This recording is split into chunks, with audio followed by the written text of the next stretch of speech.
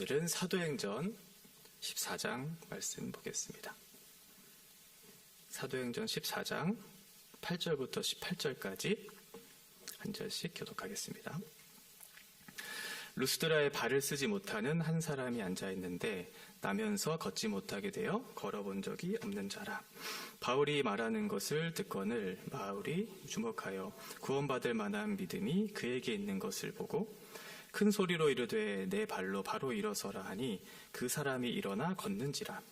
무리가 바울이 한 일을 보고 루가오니아 방언으로 소리질러 이르되 신들이 사람의 형상으로 우리 가운데 내려오셨다 하여 바나바는 제우스라 하고 바울은 그 중에 말하는 자이므로 헤르메스라 하더라.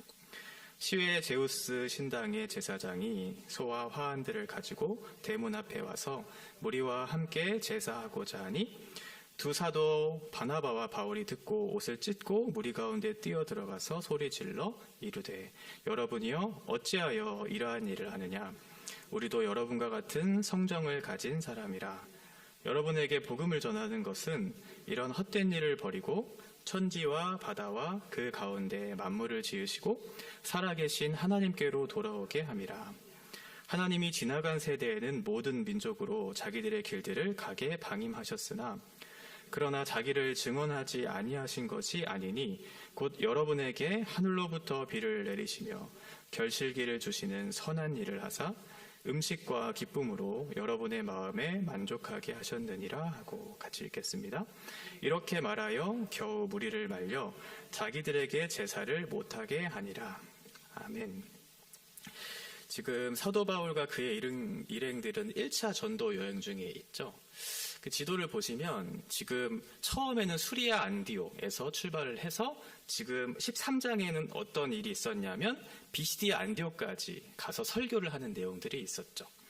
그래서 그 설교를 할 때 구약의 개관, 역사들을 쭉 이렇게 나열하면서 바울이 그 구약의 말씀이 성취되는 것이 무엇인지를 이제 확실하게 전하면서 복음이 성취되고 있다라고 그렇게 전했더니 사람들의 반응이 좀 달랐었죠. 두 가지의 반응들이 나타났어요. 그리고 사도 바울이 전하고자 했던 핵심적인 사건은 결국은 예수 그리스도죠. 예수 그리스도. 그를 힘입어서 예수 그리스도를 힘입어서 우리가 죄 사함을 얻게 되었다는 것이 첫 번째였고, 두 번째는 그를 힘입어서 예수 그리스도를 힘입어서 우리가 의롭게 함을 얻었다라고 하는 그 두 가지의 내용들을 이제 전하는 내용들이 있었어요. 그 복음을 전하니까 두 가지의 반응이 항상 똑같이 일어나잖아요. 성경에서는. 그 말씀을 듣고 회개하고 돌이켜서 하나님께로 나오는 사람들이 있는가 하는 반면에 어떠한 사람들은 그 복음의 내용들이 불편해서 하나님을 대적하고 싫어하는 내용들이 나오는 게 13장의 그런 첫 번째 사도 바울의 설교였는데, 오늘 14장에 와서는 이제 그 설교가 계속해서 이어지고 있죠. 왜냐하면 BC 안디옥에서 쫓겨났거든요. 쫓겨나서 이제 이고니온이라고 하는 곳으로 왔어요.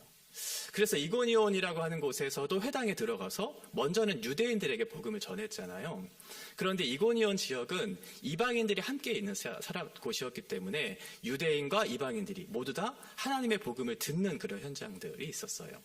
그랬더니 똑같은 13장에서의 반응이 똑같이 일어나죠. 14장 1절과 2절에 보면 1절에서는 그 말씀 앞에 자신을 돌아보고 허다한 무리들이 믿어 돌아오는 그런 은혜의 역사들이 있었는가 하는 반면에 2절에 보면 악감정을 품게 하는 그런 일들이 있었죠. 그러니까 복음이 선명하게 이렇게 전달되면 그 마음에 찔림이 들어오고 그것에 대한 죄에 대한 회개와 예수에 대한 믿음으로 반응하는 사람이 있는가 하면 그 찔림이 너무나 싫은 거죠. 그래서 예수님에 대한 회개와 믿음으로 나아가는 것이 아니고 그 사람을 적대하는, 그 복음을 전하는 사람에게 적대하는 그러한 일들이 일어나고 있다는 것. 우리가 반복해서 지금 이것을 보고 있는 거예요. BC 안디옥에서는 그 복음을 전했더니 사도 바울 일행들이 쫓겨났었죠. 그런데 지금 이 이고니온이라고 하는 곳에서 복음을 전했더니 어떠한 일들이 일어났냐면 구체적인 일들이 조금 더 일어나기 시작해요. 그게 5절의 말씀인데요. 5절에 보면 이방인과 유대인과 그 관리들이 두 사도를 모욕해서 돌로 치려고 이제 달려들기 시작하죠. 그 전에는 쫓겨나기 시작했었지만 이제는 실제적으로 돌을 들고 와서 그 사도 바울의 일행들을 죽이려고 하는 그런 일들이 일어나고 있다는 거예요. 그랬더니 이제 그 현장을 피하죠. 사도 바울과 그의 일행들이 복음을 전하는 일에 있어서 계속 방해를 받게 되니까 결국은 이곳에서 복음을 전하는 것을 그치고 어디로 가냐면 루스드라와 더베 그 근방으로 가서 복음을 계속해서 전하는 일들이 이제 일어나기 시작해요. 그러니까 박해가 일어나고 있음에도 불구하고 지금 사도 바울의 생각 속에는 딱 하나밖에 없는 거죠. 복음을 전해야 되겠다. 박해와 어떤 상황에 매여서 자기의 사명을 감당하지 못하는 것이 아니고요. 그게 중요한 게 아니고 어떻게 하면 복음을 조금 더 효과적으로 많은 사람들에게 전할 수 있을까에 초점을 맞춰서 지금 그 일을 진행하고 있는 것을 살펴보고 있습니다. 오늘 우리가 읽었던 8절부터는 루스드라라고 하는 곳에 이제 와서 복음을 전하기 시작해요. 이때 복음을 전했더니 나면서부터 앉은, 그러니까 걷지 못한 사람이 있었죠. 그러니까 베드로가 3장에서 설교했을 때 성전 미문에 처음부터 날 때부터 걷지 못한 사람이 일어나는 일들이 이제 있었잖아요. 그것을 이제 다시 한번 생각해 보면 좋을 것 같아요. 사도 바울의 설교를 듣고 그 말씀을 듣고 믿어서 구원을 받는 일들이 이제 8절부터 이제 일어나기 시작하죠. 이거는 앞에서도 반복했던 이제 복음이라고 하는 것이 유대인들에게만 허용된 것이 아니다. 어떤 혈통적인 민족들에게만 허용된 복음이 아니고 율법을 소유한 사람들, 할례를 받은 사람들에게만 국한된 그런 내용이 아니고 예수 그리스도의 오심으로 말미암아 모든 장벽을 허신, 그래서 예수님을 믿음으로 말미암아 구원을 받는다는 사실을 다시 한번 반복하고 있죠. 그래서 결국 13장 사도 바울이 얘기했던 핵심적인 두 가지의 사건, 예수 그리스도 그를 힘입어 그가 죄사함을 받았다는 것과 예수 그리스도 그를 힘입어 그가 의롭다 칭함을 받았다라고 하는 사실, 그러니까 복음의 핵심적인 내용들을 지금 사도 바울이 똑같이 선포하고 있는 것을 우리가 살펴볼 수 있어요. 그런데 사도 바울 일행들이 복음을 전하니까 어떠한 일이 일어나냐면 계속해서 박해가 일어나잖아요. 그러면 사도 바울과 그의 일행들이 낙심할 수 있죠. 복음을 전하는데 이렇게 어려운 일들이 계속 우리에게 닥쳐오는구나 라고 생각할 수 있잖아요. 그때 하나님께서 사도 바울과 그의 일행들에게 말씀을 전하는 것뿐만 아니라 그 말씀을 듣고 믿음으로 하나님 앞에 돌아오는 일들을 겪게 하실 뿐만 아니라 많은 사람들에게 이 말씀이 살아계신 하나님의 말씀이다라는 것을 확증시켜주는 내용이 나와요. 그게 바로 10절의 말씀이죠. 그를 일으켜서 세우고 기적과 능력이 임하도록.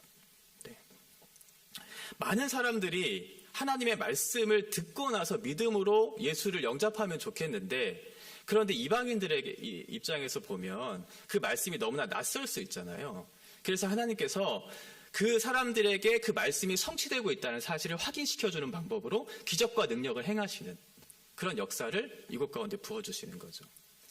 많은 선교지에서 하나님의 말씀이 선포되고 뿐만 아니라 많은 사람들에게 기적과 능력이 임해서 정말 하나님께서 살아계시는구나, 하나님이 이 세상을 창조하시고 지금도 이 세상을 다스리시는 우리의 통치자, 우리의 구원자 주님이시구나 라는 사실들을 많은 선교지에서 보여주고 있는 것처럼 그 사람들에게 그 믿음이 들어오는 과정 속에서 이 기적과 능력을 행하게 하심으로 하나님의 살아계심이 어떠한 것인지를 확인시켜주죠.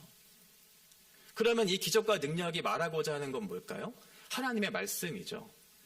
하나님의 말씀을 통해서 하나님이 어떠하신 분인지를 가르쳐 주시고 그 말씀을 듣고 믿음으로 그 하나님을 만나는 일들, 그게 핵심적인 내용인데, 그런데 우리의 눈은 어디를 향하게 되냐면 그 사람이 행한 기적과 능력, 우리의 시선과 우리의 마음이 거기를 향하게 되죠. 앉은 자가 일어났더라, 죽은 자가 살아났더라, 보지 못했던 자가 눈을 떴더라. 그러면 우리의 시선은 거기를 향할 수 있잖아요. 눈에 가시적으로 보이는 그런, 그리고 당장 눈앞에 그 결과물들이 주어지니까 우리의 시선들은 거기를 향하게 되거든요. 그래서 거기에 있었던 사람들이 바울과 그의 일행들이 했던 그 사건에 주목을 하기 시작해요. 그의 기적과 능력을 보면서. 그게 바로 11절과 12절의 말씀이죠. 무리가 바울이 한 일을 보고 루가오냐 방언으로 소리질러 이르되 신들이 사람의 형상으로 우리 가운데 내려오셨다. 바나바는 제우스라 하고 바울은 그 중에 말하는 자이므로 헤르메스라 하더라. 사도 바울이 행했던 것은 말씀을 가르치고 또 기적과 능력을 행하는 것이었어요. 그 초점은 뭐냐면 결국은 그것을 통해서 살아계신 하나님이 누구신지를 나타내려고 했던 거고, 너희들이 주목할 것은 우리의 말과 우리의 행동이 아니고 살아계신 하나님, 그분이 어떠하신 분인지를 알게 하기 위한 목적으로 말씀을 전하고 기적과 능력을 행했는데, 이 사람들은 지금 누구를 주목하기 시작했냐면 그 말을 전하고 있고 그 능력을 행하고 있는 사도들, 바울과 바나바에게 주목을 하기 시작했던 거죠. 얼마든지 일어날 수 있는 일이죠. 우리가 연약해서 당장 보이는 것, 당장 일어나는 결과물들에 우리의 마음이 빼앗길 수 있잖아요. 이 루스드라에 있었던 사람들도 그런 일들이 있었던 거죠. 거기에 대해서 사도가 어떠한 반응을 해야 될까요? 말씀을 전하는 사람들이나 앞서 행하는 일들을 행하는 사람들이 어떠한 반응을 해야 할까? 수많은 사람들의 주목을 받고 수많은 사람들에게 칭찬을 받고 있어요. 그러면 우리의 마음속에 어떠한 일들이 일어날까요? 사람이라고 하는 것이 인정욕이 있잖아요. 인정을 받고 칭찬을 받고 싶어하는 마음들이 있죠. 그러면 나도 모르게 거기에 대한 우쭐함과 그것을 계속 간절히 원하는 마음들이 생겨나죠. 다른 사람들이 모르게. 나는 아닌 것처럼 생각하면서 내가 높아지기를 원하는 마음들이 우리 가운데 다 있잖아요. 사도 바울에게도 있었겠죠. 근데 하나님께서 사도 바울에게 어떠한 은혜를 주셨냐면 자기를 높이고 칭찬하는 그 사람들에 대해서 어떠한 반응을 하게 되냐면 그게 바로 14절과 15절의 말씀이에요.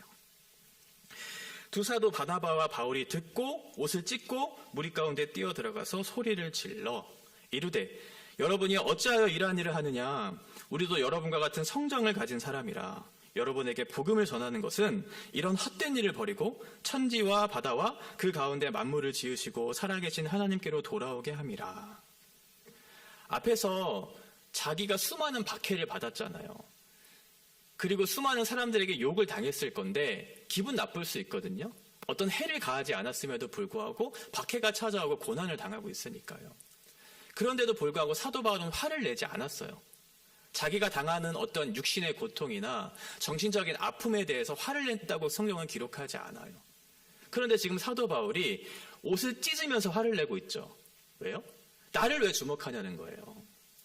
내가 전하려고 하는 건 나의 말에 뛰어난 언변이나 내가 어떤 행하는 특별한 능력에 주목하게 하기 위해서 이것을 하는 게 아니고 내가 복음을 전하는 것은 천지와 바다와 그 가운데 만물을 지으신 살아계신 하나님께 너희가 시선을 두고 돌아오게 하기 위한 것인데 왜 다른 곳에 주목하여 시선을 두고 있느냐라고 그렇게 얘기하는 거죠. 진짜 설교자죠, 사도 바울은. 그러니까 사도 바울이 전하고자 했던 것은 복음이에요, 복음. 예수 그리스도. 예수 그리스도를 통해서 살아계신 하나님이 누구신지를 전하려고 하는 그 분명한 목적이 있었죠. 단 하나였죠. 보통은 설교자나 어떤 앞서 행하는 일을 하는 사람들에게 있어서 이런 유혹들이 찾아올 때가 참 많아요. 어떤 말에 힘이 있고 이 마이크에 권력이 있기 때문에 그것을 통해서 내가 다른 사람들로부터 보이지 않는 인정과 칭찬을 받을 때가 있거든요.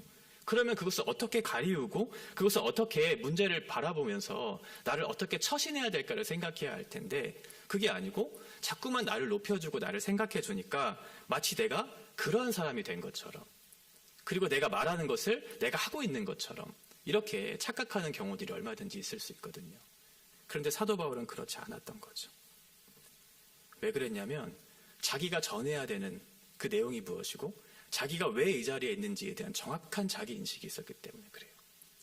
나는 예수를 힘입어 죄사함을 전하는, 우리는 예수를 힘입어 의롭다 칭함을 받은 이 복음의 핵심적인 사건, 이것이 무엇인지를 놓치지 않았기 때문에 그렇죠.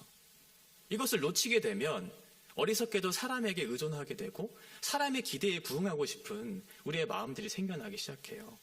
그런데 사도 바울은 그렇지 않았어요. 나 같은 것을 위해서 십자가에 고통당하신 그 예수 그리스도의 복음, 그것을 통해서 예수 그리스도를 나타내기를 원하는 간절한 마음이 있었고 그 가운데는 어떠한 교만도 어떠한 자랑도 자기에 대한 어떤 연민도 다른 사람을 향한 비판도 정죄도 들어갈 자리가 없죠. 우리 모두가 경험한 것들이잖아요. 예수 그리스도의 십자가가 우리 가운데 남으면 그러면 우리가 보이는 것이 아니라 예수 그리스도만 남죠. 예수 그리스도만 보이기 시작하죠. 어떻게 티끌과 같은 인생들이 신으로 여김을 받는 어리석은 일에 있어서 반응할 수 있을까? 그렇게 생각하면서 오직 예수를 바라보는, 예수를 나타내는, 어떠한 칭찬과 유혹 앞에서도 넘어지지 않는 사도 바울의 이런 모습을 보게 되죠. 왜냐하면 그 모든 영광과 존귀는 나의 자리가 아니고 하나님의 자리라는 것을 알았기 때문에 이 성도된 영광을 빼앗기지 않고 진리가 주는 바른 시선을 가지고 한쪽으로 치우치지 않고 균형점을 갖고 내가 있어야 할 자리와 내가 해야 할 일에 대한 정확한 자기인식을 가지고 일을 행하고 있다는 사도 바울의 모습을 우리가 발견할 수 있어요. 두 번째는 칭찬만 있었던 것은 아니죠. 그죠? 비판도 있었어요. 많은 박해와 고난이 있었어요. 안디옥에서는 쫓겨났고 이고니온에서는 돌의 위협을 당했고 지금 루스드라에서는 실제로 돌에 맞아서 쳐서 죽임을 당하는 현장. 그러니까 많은 사람들이 사도 바울을 보면서 이 사람 죽었다라고 생각할 정도로 처참하게 돌에 쳐맞아 지금 고통을 당하고 있는 현실을 맞이했거든요. 그리고 성 밖에 던져졌어요. 이 사람들이 누구였냐면 앞에서 두 사람을 신처럼 높였던 사람이었어요. 자기들에게 유익을 가져다주고 능력을 행해주는 어떠한 일을 보면서 이 사람들은 어떤 사람의 형상을 입고 온 신이구나 라고 생각하면서 그들에게 제사를 드리려고 했던 그 사람들이 이제는 어떻게 하냐면 유대인들의 충동을 받자마자 그들이 돌을 들고 쳐서 그 사람을 죽이려고 하는 일들이 일어나는 거죠. 그러니까 주님을 제대로 모르면 신앙생활을 제대로 하지 못하면 우리의 기준점이 어디에 있냐면 사람에게 있어요.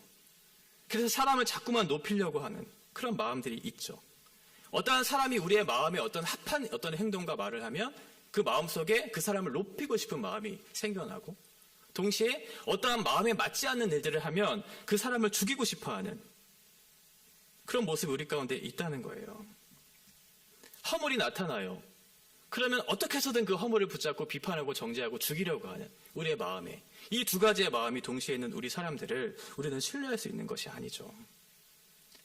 언제든지 마음을 바꿀 수 있는 존재가 우리들이거든요.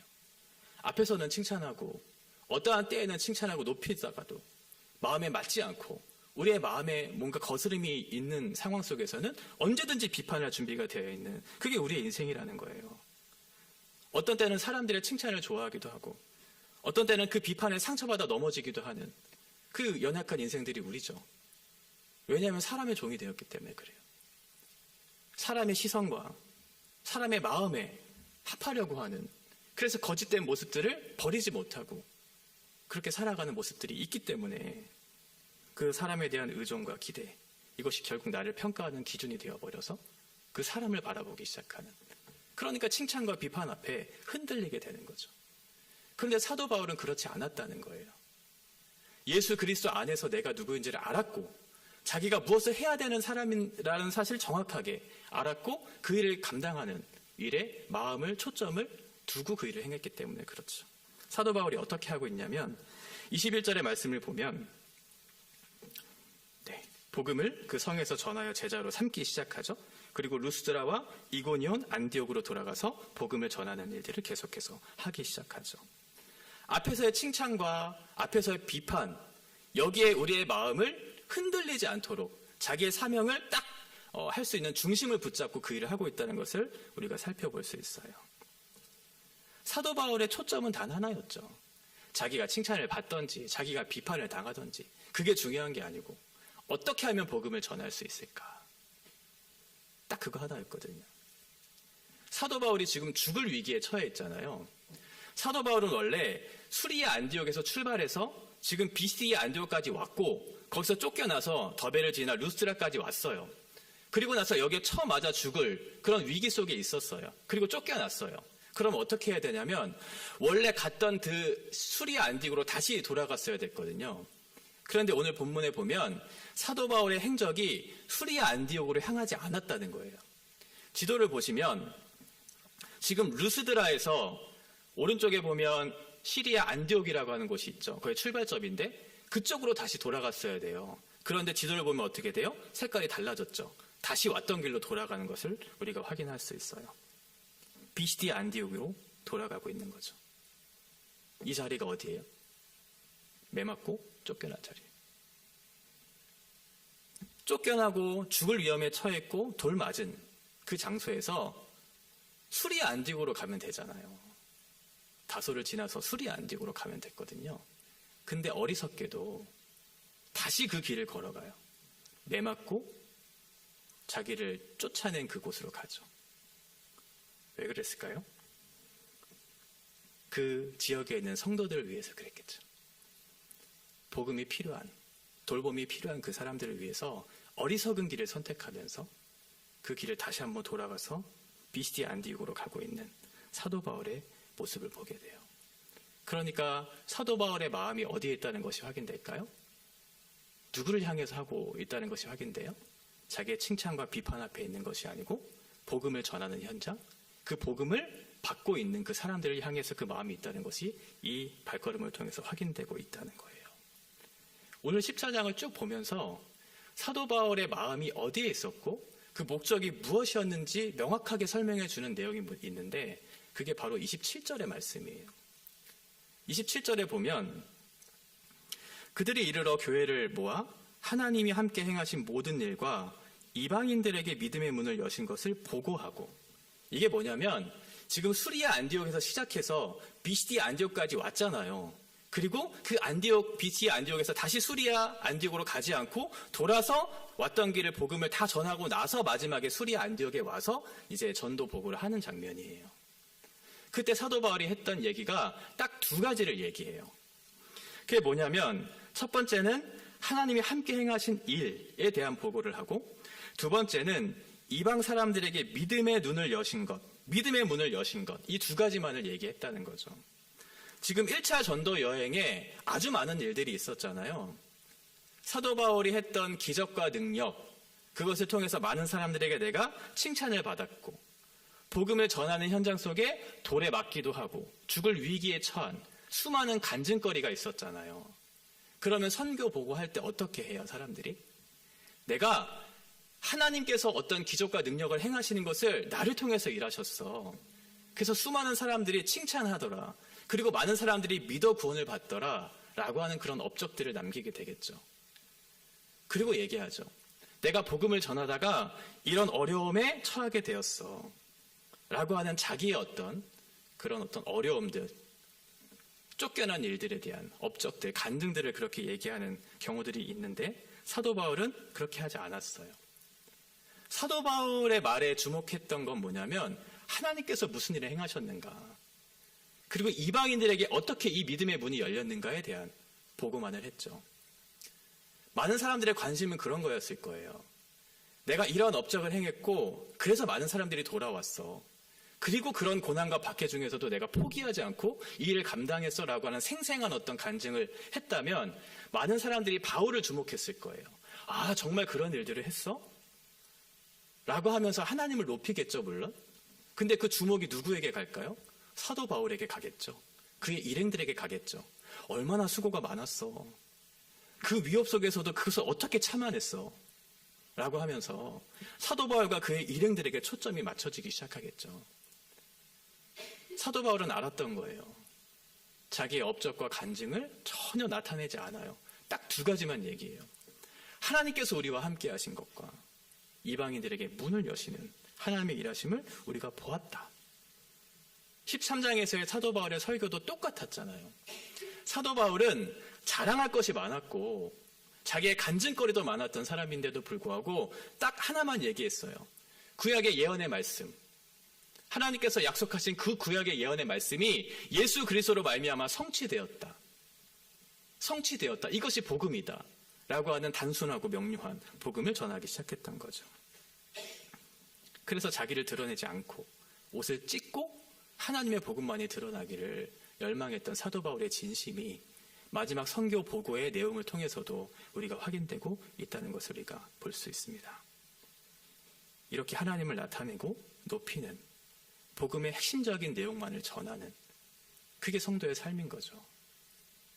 물론 하나님께서 우리에게 많은 은혜와 간증의 거리들이 우리 가운데 주어지는 그런 일들도 있겠지만, 그러나 하나님께서 우리에게 원하시는 것은 무엇이냐면 너의 칭찬과 너의 비판 앞에서도 내가 행하고자 하는 일을 너의 자리를 통해서 이루시기를 원하시는 마음이 우리 가운데 있는 거죠. 수많은 칭찬, 수많은 비판 앞에서 우리는 어떻게 반응해야 할까요? 사람들의 말에, 사람들의 행동에 우리의 마음이 좌지우지 되는 것이 아니고 하나님 앞에 우리의 마음의 중심을 딱 잡고 하나님 앞에 내가 어떠한 삶을 살아내야 될까?